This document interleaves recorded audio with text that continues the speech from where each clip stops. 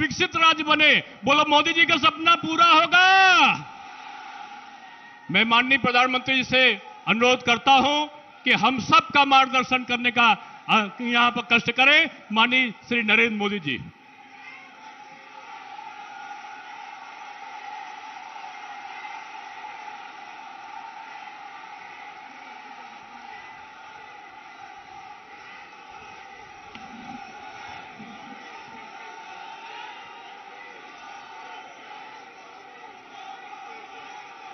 भारत माता की, भारत माता की। कन्नौज के सभी भाइयों बहनों को मेरा आदरपूर्वक नमस्कार।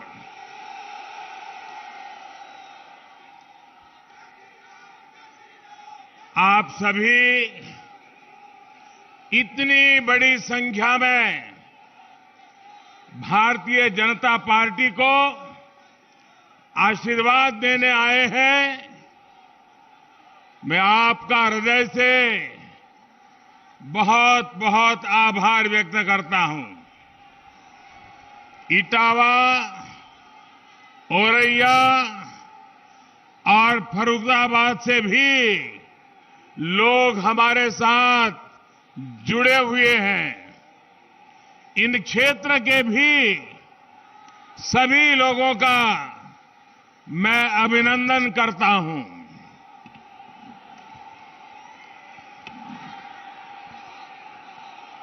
कन्नौज की आबोहवा में इत्र की खुशबू तो होती ही है,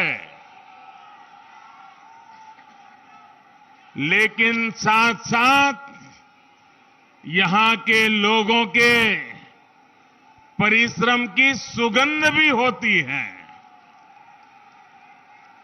आप लोगों का विकास हो, इस क्षेत्र का विकास हो, निरंतर विकास हो, हर व्यापारी कारोबारी का बिजनेस और बढ़े, इसी कामना के साथ मैं आप सबको अनेक अनेक शुभकामनाएं देता हूं। बीते दिनों उत्तर प्रदेश हो, गोवा हो, उत्तराखंड हो, जहां जहां बीजेपी के पक्ष में मुझे वहां कार्यक्रमों के लिए जाना हुआ, भारतीय जनता पार्टी के पक्ष में एक अभूतपूर्व लहर मैंने देखी है। अभी मैं उत्तराखंड से आ रहा हूं, जो मिजाज उत्तराखंड मैंने देखा है, जो उत्साह और उमंग मैंने उत्तराखंड में देखा है, भाइयों बहनों, ऐसा लगता है कि भारतीय जनता पार्टी इन राज्यों में पहले से ज्यादा कैसे सीटें प्राप्त करे, ये जैसे जनता ने मन बना लिया है। और भारतीय जनता पार्टी की सरकार बनाने के लिए आज भाजपा का कार्यकर्ता जितनी मेहनत कर रहा है, उससे ज्यादा उत्तर प्रदेश के, गोवा के, उत्तराखंड के, पंजाब के, मणिपुर के, वहां के मतदाता जी जान से जुटे हैं, रात दिन मेहनत कर रहे हैं। मैं इन मतदाताओं का हृदय से आभार व्यक्त करता हूं। आज मैं कन्नौज की धरती से उत्तराखंड के लोगों को, गोवा के लोगों को फिर एक बार कहूंगा कि 14 फरवरी को अधिक से अधिक मतदान करके रिकॉर्ड बनाएं। और साथियों, मैं आपसे एक बात कहूंगा, यूपी में लड़ाई इस बात की नहीं है कि किसकी सरकार बनेगी या किसकी सरकार नहीं बनेगी, पूरा यूपी जानता है, पूरा देश जानता है कि आएगी तो भाजपा ही, आएंगे तो योगी ही। और पहले चरण के चुनाव ने ये पक्का कर दिया है कि आएगी तो भाजपा ही, आएंगे तो योगी ही। बस अब मुकाबला इस बात का है कि बीजेपी की जो पूर्ण बहुमत की सरकार बनेगी, वो पहले से कितनी ज्यादा सीटें लेकर के बनेगी, इसका मुकाबला चल रहा है। और इस मुकाबले में भी आगे निकलना है। इसलिए भाजपा समर्थकों के लिए भी एक एक वोट की अहमियत है। योगी जी आज फ्रंट फुट पर जो मोर्चा संभाले हैं, तो उसके पीछे भी आपके एक एक वोट की ताकत है, आपके समर्थन की ताकत है। हमें मिलकर इस ताकत को और बढ़ाना है। भाइयों और बहनों, पहले चरण के मतदान ने एक और बात साफ की है। 2 दिन से गौर परिवारवादियों को सपने दिखना बंद हो गए हैं।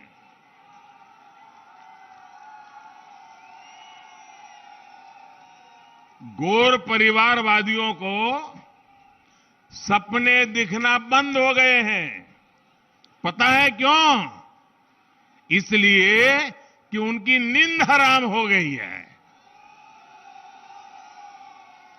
वो लोग सोच रहे थे कि जातिवाद फैलाकर, संप्रदायवाद फैलाकर वोटों को बांट देंगे।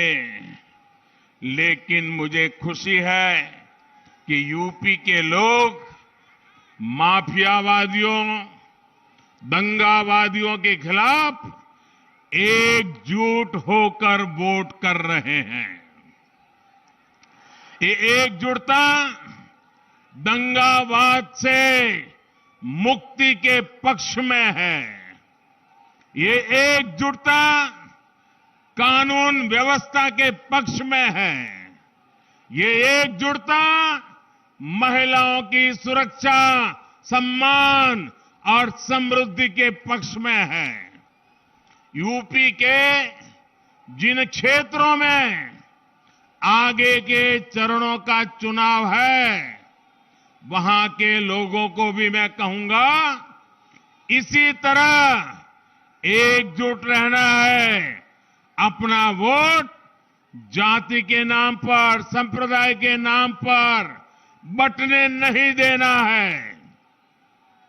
साथियों, विकास के लिए, रोजगार के लिए, निवेश के लिए शांति का माहौल सबसे पहली शर्त है। इसलिए उत्तर प्रदेश आज कानून के राज को सबसे बड़ी प्राथमिकता दे रहा है। यूपी का सामान्य से सामान्य मतदाता भी समझ रहा है कि दंगाइयों और गुंडे बदमाशों के इलाज की दवा सिर्फ और सिर्फ भाजपा के सरकार के ही पास है। मुझे याद है, एक समय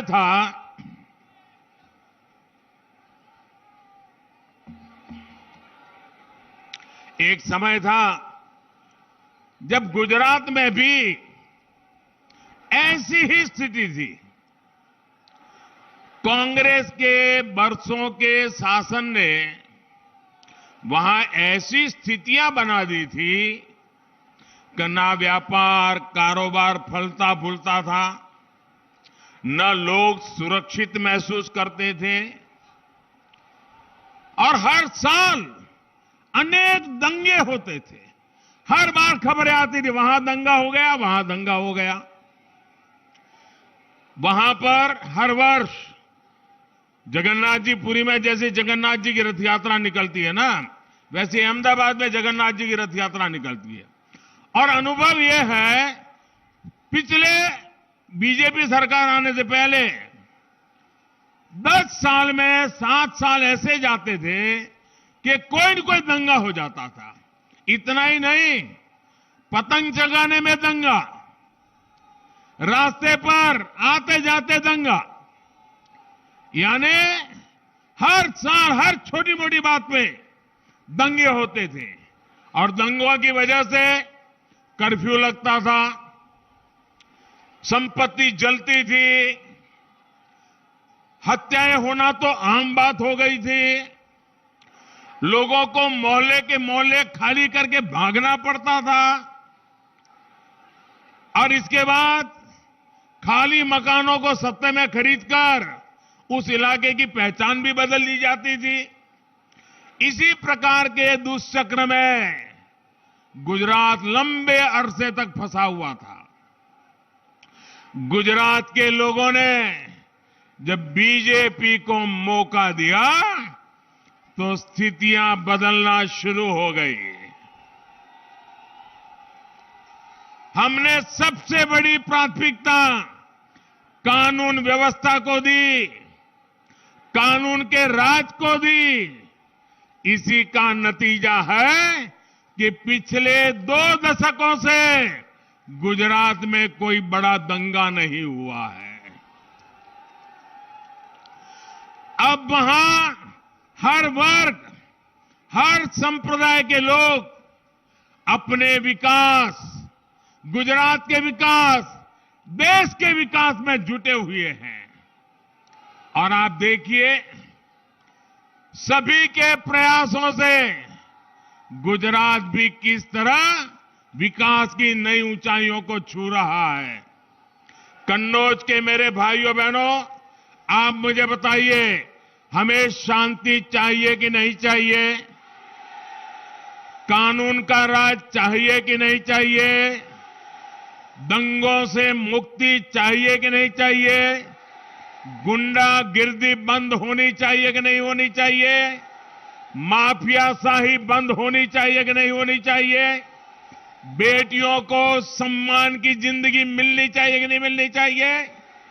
व्यापारी सुख शांति से व्यापार करे, ऐसी स्थिति चाहिए कि नहीं चाहिए? ये काम भाजपा सरकार ही कर सकती है, योगी जी की सरकार ही कर सकती है। उधर साथियों देखिए, जगह कम है, लोग ज्यादा है, आप वहीं रहिए प्लीज, आगे आने की कोशिश मत कीजिए। आप वहीं रहिए, आपका प्यार मेरे सर आंखों पर भैया।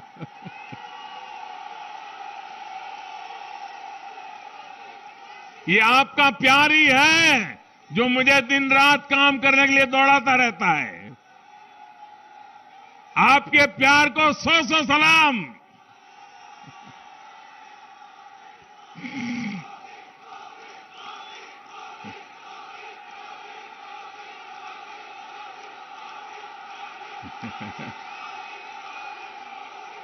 भाइयों बहनों, उत्तर प्रदेश में भी हमें कानून व्यवस्था को सर्वोच्च प्राथमिकता देनी है। योगी जी के नेतृत्व में यूपी ने जिस प्रकार दंगों को रोका है, हमें उसे स्थायी स्वरूप देना है।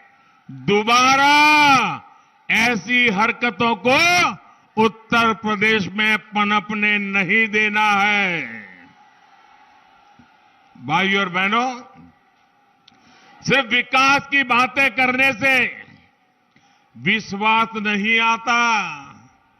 लेकिन जब नीयत साफ होती है, मेहनत दिन रात होती है, जनता के सुख दुख की चिंता होती है, तभी सामान्य मानवी के मन में विश्वास पैदा होता है। लेकिन जिनकी राजनीतिक बुनियाद अपराध, गुंडागर्दी और भ्रष्टाचार पर टिकी हो, वो कभी सुधर नहीं सकते। आप देखिए कैसे कैसे उम्मीदवारों को इन लोगों ने टिकट दिया है। इनके ज्यादातर उम्मीदवार हिस्ट्री सीटर हैं और उनकी तो हालत ऐसी है, कई लोग तो जेल से ही चुनाव लड़ रहे हैं। साथियों, लोकतंत्र की व्याख्या करते हुए पूरे विश्व में एक बात कही जाती है, लंबे अरसे से कही जाती है और कहा जाता है, government of the people, by the people, for the people. यानी जनता का जनता के लिए और जनता द्वारा शासन। हमारे देश की गैर परिवारवादी पार्टियों ने लोकतंत्र की इस भावना को ही बदल दिया। ये लोगों का मंत्र क्या बन गया है, ये लोग क्या कहते हैं, उनका सूत्र क्या है, of the people, by the people, for the people नहीं।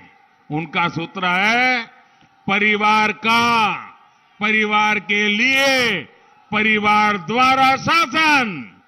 Government of the family, by the family, for the family.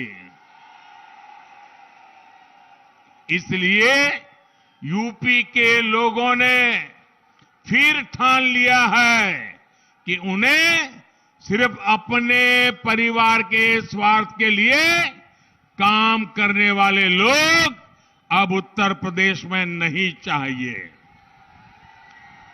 UP के लोगों को तो पब्लिक की सेवा करने वाले लोग चाहिए, परिवार की सेवा करने वाले नहीं। इन गैर परिवारवादियों की कुनीति का एक गवाह कन्नौज का इत्र उद्योग भी है। इन्होंने अपने भ्रष्टाचार से, अपने काले कारनामों से यहां के इत्र कारोबार को भी बदनाम किया। इन्होंने इत्र को करप्शन से जोड़ दिया। हम इस इत्र को ग्लोबल ब्रांड बनाने में जुटे हुए हैं। दुनिया में कन्नौज के इत्र का डंका बजे, इसके लिए हम काम कर रहे हैं। साथियों, पहले की सरकारों के समय उत्तर प्रदेश के जिलों की पहचान, यहां पहले जिलों की पहचान कैसे होती थी, फलाना जिला फलाना माफिया, वो जिला वो माफिया, उधर वाला जिला वो बदमाश। जिलों की पहचान ऐसे ही माफियाओं से होती थी।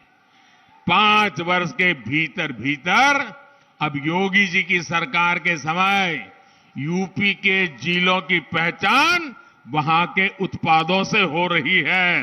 वन डिस्ट्रिक्ट वन प्रोडक्ट के तहत योगी जी की सरकार ने औरैया के देसी घी को भी अंतर्राष्ट्रीय पहचान दिलाने में मदद की है। इटावा के बुनकरों द्वारा बनाए उत्पाद देश विदेश में धूम मचाए, इसके लिए भी प्रोत्साहन दिया जा रहा है। यूपी में ऐसे उत्पादों को अंतर्राष्ट्रीय मार्केट तक पहुंचाने के लिए भी काम हो रहा है। अब तो बुंदेलखंड एक्सप्रेस वे भी जल्द तैयार होने वाला है। इसका भी लाभ औरैया और इटावा सहित इस पूरे क्षेत्र को होने वाला है। साथियों, गांव, गरीब, किसान, पशुपालक सभी का जीवन बेहतर बनाने के लिए भी हम दिन रात काम कर रहे हैं। हमारे यहां पशुधन का क्या महत्व है, ये हमारे गोपालकों से बेहतर कौन बता सकता है। बीते वर्षों में हमारी सरकार ने गोबर धन योजना की शुरुआत की, राष्ट्रीय कामधेनु आयोग का गठन किया, डेयरी सेक्टर के इंफ्रास्ट्रक्चर के लिए हजारों करोड़ रुपए का विशेष फंड बनाया। हमने पहली बार पशुपालकों, मछली पालन से जुड़े लोगों को, उनको भी किसान क्रेडिट कार्ड की सुविधा हमारी सरकार ने दी है। साथियों, कोरोना की वजह से आज देश में लोगों के टीकाकरण की बहुत चर्चा हो रही है। कोरोना के कारण सबको पता है टीकाकरण कितना बड़ा काम होता है, कितनी मेहनत होती है, कितने लोग काम करते, सबको पता है। लेकिन एक बात मैं बताता हूं जिसकी बहुत चर्चा नहीं हो रही है, लोगों के ध्यान में भी नहीं आता है। क्यों? बात ऐसी भी है, जैसे कोरोना के समय वैक्सीन की चर्चा होती है, हमने हिंदुस्तान में आजादी के बाद पहली बार सबसे बड़ा एक काम चलाया है, वो है पशुधन की सुरक्षा के लिए। पशुओं के लिए बहुत बड़ा टीकाकरण अभियान चलाया है। आजादी के बाद पशुओं के टीकाकरण का ऐसा अभियान देश में पहली बार शुरू हुआ है। इस पर सरकार 13,000 करोड़ रुपए से ज्यादा खर्च कर रही है। पशुओं को फुट एंड माउथ डिसीज, मुंह पका और खुरपका बीमारी से निजात दिलाना हमारी प्राथमिकता है। भाई और बहनों, जो काम इनको छोटे लगते हैं, हमें उनमें गरीब की तरक्की का समाधान दिखता है।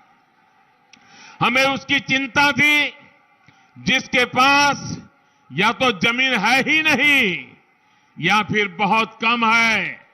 हमें उन बहनों की चिंता थी जिनके लिए पशुपालन आत्मनिर्भरता का, आत्मसम्मान का माध्यम है। पशुपालन में जुटे एक बड़े समाज को जिसे पिछड़ा कहा गया, हमें उनकी समृद्धि, उनकी गरिमा की चिंता थी। हमें उन पशुओं की चिंता थी जिनको बेसहारा, बेआसरा छोड़ दिया जाता है। इसलिए दूध के साथ साथ और जो दूध नहीं दे पाते हैं वो पशु का भी गोबर से भी धन कमाने के माध्यम आज हम विकसित कर रहे हैं। उत्तर प्रदेश में गोबर से बायोगैस बनाने के, जैविक खाद बनाने वाले बहुत बड़े प्लांट्स लगाए जा रहे हैं। साथियों, हमारी सरकार नेचुरल फार्मिंग को भी बढ़ावा दे रही है। ये खेती का वो तरीका है जिसमें खेती पर खर्च ना के बराबर होता है, लेकिन उत्पादन और ज्यादा होता है। इसमें भी हमारे पशुधन की भूमिका है। देश के अनेक राज्यों के किसान आज केमिकल फ्री खेती कर रहे हैं, नेचुरल फार्मिंग कर रहे हैं और पहले से ज्यादा पैसा कमा रहे हैं। जो पशु कुछ लोगों को बोझ लगते हैं, वही पशु अब किसानों की कमाई बढ़ाने में मदद करने जा रहे हैं। अभी कुछ दिन पहले मेरी काशी से ऐसे कई किसानों से मुलाकात हुई थी। नेचुरल फार्मिंग का ये तरीका उत्तर प्रदेश के छोटे किसानों के लिए भी बहुत लाभकारी है। उनके अनुभव सुनकर के मुझे इतना आनंद आया। उन्होंने खेती में क्रांति का काम किया है। भाइयों और बहनों, कनौज को विशेष ध्यान में रखते हुए हमारी सरकार एक और अभियान चला रही है।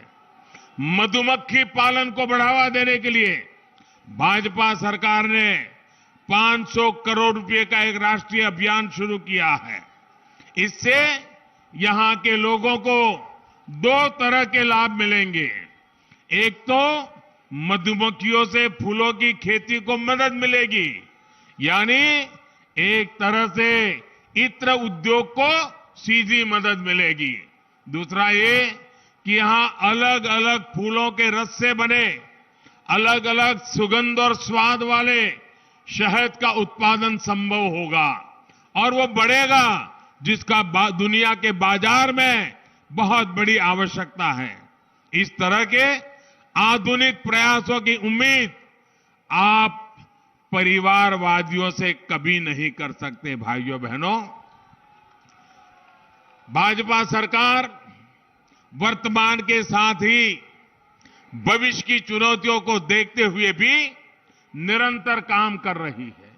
चाहे हर गरीब को पक्का घर देना हो, हर गांव को तेज इंटरनेट की सुविधा देनी हो, हर गांव को पक्की सड़कों से जोड़ना हो, हाईवे एक्सप्रेसवे बनाने हो, गांव के पास ही अच्छे भंडार, आधुनिक कोल्ड स्टोरेज, कृषि आधारित उद्योग लगाने हो, इसके लिए हमारी सरकार ने बड़ी बड़ी योजनाएं बनाई हैं।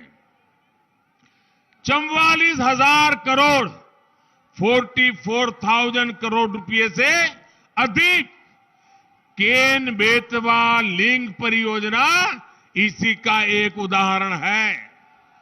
ये जो गौर परिवारवादी बड़ी बड़ी घोषणाएं कर रहे हैं, वो इन्हीं योजनाओं के भरोसे उनको बोलना पड़ रहा है। लेकिन भाइयों और बहनों, केंद्र की योजनाओं का लाभ उत्तर प्रदेश को तभी मिल सकता है जब यहां बेहतर तालमेल वाली सरकार हो। गरीबों को घर देने में यूपी अव्वल राज्यों में रहा, क्योंकि यहां डबल इंजन सरकार है। गरीब बहनों को मुफ्त गैस कनेक्शन तेजी से मिले, क्योंकि यहां डबल इंजन सरकार है। लाखों किसान परिवारों को पीएम किसान सम्मान निधि मिला, क्योंकि यहां डबल इंजन की सरकार है। आयुष्मान भारत योजना के तहत लाखों मरीजों को मुफ्त इलाज मिला, क्यों?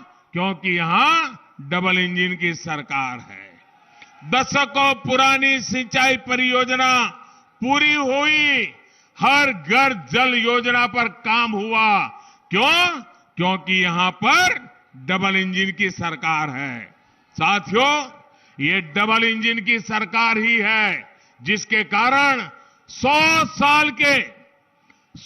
साल के सबसे बड़े संकट का, कोरोना महामारी का यूपी ने डटकर मुकाबला किया। ऐसा संकट अगर उनके जमाने में आया होता, 2017 से पहले आया होता, तो उत्तर प्रदेश को बहुत बड़ी समस्या हो जाती। इनका काम तब भी बोलता था कि यूपी के लोगों के विरोधी है, इनका काम अब भी यही बोलता है। इन्होंने मेड इन इंडिया टीकों को भाजपा का टीका बताकर गरीबों के जीवन से बहुत बड़ा खिलवाड़ करने की कोशिश की। हमारी सरकार पूरी शक्ति से जुटी है कि यूपी के एक एक गरीब को कोरोना की वैक्सीन लग जाए। लेकिन इन लोगों ने इस अभियान में भी बाधा डालने की कोशिश की। आप अंदाजा लगाइए साथियों, अगर गरीबों को कोरोना वैक्सीन नहीं लगी होती तो इस लहर में मेरे सभी भाइयों बहनों का, मेरे उत्तर प्रदेश के नागरिकों का क्या हाल हुआ होता। हमारी सरकार ने गरीब का, सामान्य मानवी का जीवन बचाने के लिए सबको मुफ्त वैक्सीन लगवाई और आज भी लगवा रही है। मैं कन्नौज के इटावा, औरैया, फर्रुखाबाद और यूपी के हर व्यापारी, हर कारोबारी, हर दुकानदार से एक बात विशेष तौर पर कहूंगा। एक बार सोचिए कि अगर हमारी सरकार ने तेजी से सबको वैक्सीन लगवाई न होती, अगर हम ये काम न कर पाते तो क्या होता। आज देश की अर्थव्यवस्था आगे बढ़ रही है, बाजारों में हलचल बढ़ रही है। क्या बिना वैक्सीन ऐसा संभव होता? और अगर 1-2 साल और निकालने पड़ते तो न जाने मेरे कितने परिवार तबाह हो जाते। साथियों, याद रखिए, मोदी विरोध में जो गरीब के जीवन से खेल सकते हैं वो लोग क्या क्या नहीं कर सकते। डबल इंजन की सरकार है, इसलिए आज यूपी 100% टीकाकरण की तरफ तेजी से बढ़ रहा है। साथियों, इस कोरोना काल ने एक और बात का एहसास सबको कराया है। इन घोर परिवारवादियों ने, उनके जो राशन माफिया, अगर इस कोरोना काल में होते तो यूपी के गरीबों को ये मुफ्त राशन पहुंच रहा है, पहुंचता क्या? ये राशन मिलता क्या? गरीबों का चूल्हा जलता क्या? मेरे प्यारे भाइयों बहनों, यूपी के गरीबों, दलितों, पिछड़ों को तो भूखमरी का सामना करना पड़ता। दिल्ली से जो राशन हम भेजते उसको इनका माफिया अपने गोदामों में बंद कर देता, ब्लैक में बाजारों में बिकवाता। ये डबल इंजन की सरकार है जो महामारी के इस समय में बीते कई महीनों से गरीब को मुफ्त अनाज दे रही है। और यूपी के लोग, यूपी के गरीब, याद रखें, इन घोर परिवारवादियों की आंखों में ये गरीब कल्याण की योजनाएं उनको खटक रही है। पहला मौका मिलते ही वो इन योजनाओं को, उसका लाभ गरीबों तक पहुंचना बंद कर देंगे और उनकी ये माफिया कंपनी, कटकी कंपनी सब कुछ तबाह कर देगी।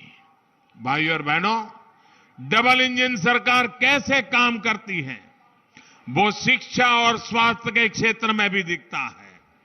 यहां स्वास्थ्य सुविधाओं के अभाव में गरीबों को, हमारी बहनों को लखनऊ, दिल्ली तक जाना पड़ता था, लेकिन अब medical college, super speciality hospital, paramedical institute यही बन रहे हैं।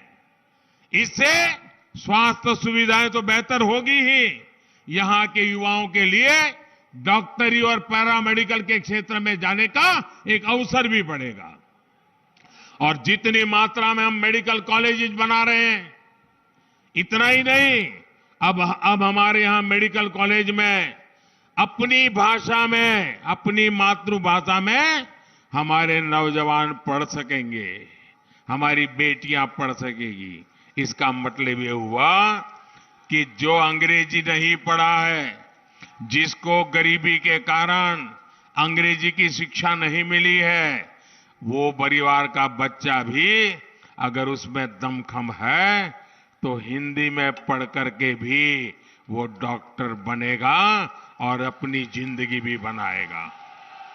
भाइयों और बहनों, सबका साथ, सबका विकास क्या होता है, ये युवाओं के लिए हमारी नीति में भी दिखता है। भारतीय जनता पार्टी ने सामान्य वर्ग के गरीबों को भी 10% आरक्षण की सुविधा दी है। ये भी हमारे दलित वर्ग के, हमारे ट्राइबल वर्ग के, एससी एसटी के भाई बहनों या पिछड़ा वर्ग के जो भाई बहन हैं, उनके आरक्षण का अधिकार को जरा भी तकलीफ दिए बिना उसको बरकरार रखते हुए करने का काम हमने किया है। जो सालों से मांग हो रही थी, इनको परवाह नहीं थी। साथियों, अनुसूचित जाति, अनुसूचित जनजाति के हमारे लोकसभा और विधानसभाओं के साथियों के लिए आरक्षण को 10 साल तक और बढ़ाने का काम भी हमारी भाजपा सरकार ने किया है। ओबीसी कमीशन को संवैधानिक दर्जा देने के लिए 3-3 दशक से मांग हो रही थी। इतनी सरकारें आई, यहां के सपा वाले भी उस सरकार में भागीदार थे, लेकिन उन्होंने कभी ओबीसी को यह अधिकार नहीं दिया। ये मोदी की सरकार आने के बाद हमने ओबीसी कमीशन को संविधान अधिकार देकर के ओबीसी की मांग को हमने पूरा किया है। देश भर में केंद्र सरकार के कोटे में जो मेडिकल सीटें होती हैं, उनमें भी ओबीसी को आरक्षण देने का फैसला भी भाजपा सरकार का एक बड़ा निर्णय है। कुछ दिन पहले सरकार ने एक और बड़ा फैसला किया है। अब प्राइवेट मेडिकल कॉलेजों को भी अपनी आधी सीटें, 50% सीटों की फीस सरकारी मेडिकल कॉलेजों के बराबर रखनी होगी। इसका बहुत बड़ा लाभ हमारे मध्यम वर्ग के परिवार, हमारे निम्न वर्ग मध्यम वर्ग के परिवार जो बेचारे कुछ ज्यादा खर्च नहीं कर सकते हैं, वे भी अब अपने बच्चों को डॉक्टर बना सकते हैं। भाइयों बहनों, गरीब, दलित, पिछड़े वर्ग के लोग भी ये जो हमने सारी व्यवस्थाएं बदली है, आराम से वो अपने सपने पूरे कर सकते हैं। साथियों, राष्ट्रीय शिक्षा नीति की वजह से भी उत्तर प्रदेश के युवाओं को बहुत मदद मिलने वाली है। हिंदी मीडियम में, जैसे मैंने कहा, ये पढ़ने वाले छात्रों को भी, गांव और गरीब परिवारों के युवाओं को भी डॉक्टर बनना है, इंजीनियर बनना है, टेक्निकल एजुकेशन लेना है, वो आराम से ले पाएगा। उसको जो मुश्किलें आती थी वो अब जाएगी। और इसलिए भाइयों बहनों, हमने पढ़ाई में ये सारे विकल्प आप भी दिया हुआ है।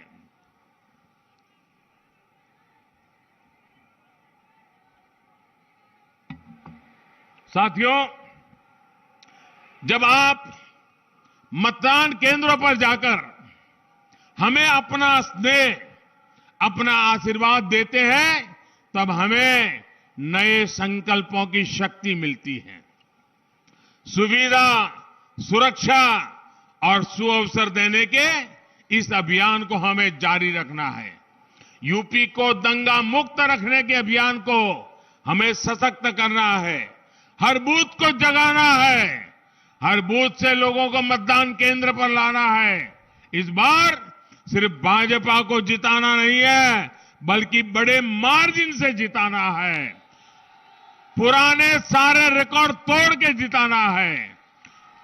आप लोग ये काम करेंगे, घर घर जाएंगे, एक एक बूथ से अपने आसपास के लोगों को निकालेंगे, ज्यादा से ज्यादा मतदान करवाएंगे।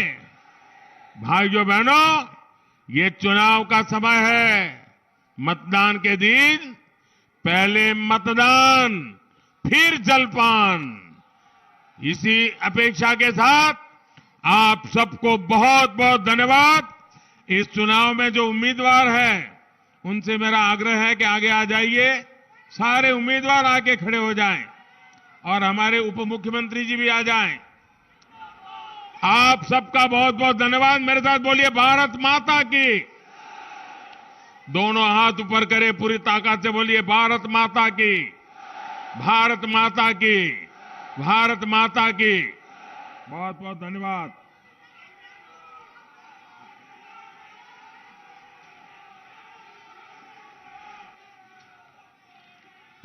अब की बनी सुना